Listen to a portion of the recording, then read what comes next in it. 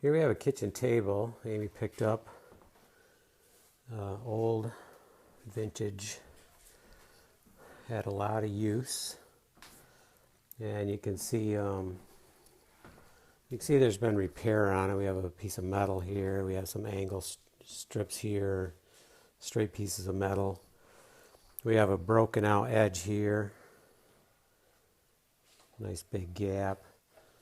Things weren't fastened to the tabletop, so that, a lot of wobble, a lot of looseness.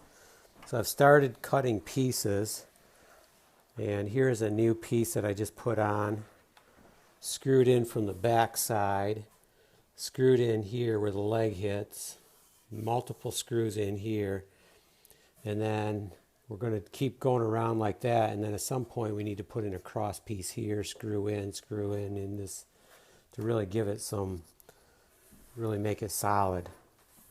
Now it does extend, and you can put leaves in, but I don't even know if we have leaves for it, but we don't really need it for that at this point. But you can see here, I don't know, yeah, you can see that move. So this is the type of stuff we need to straighten out.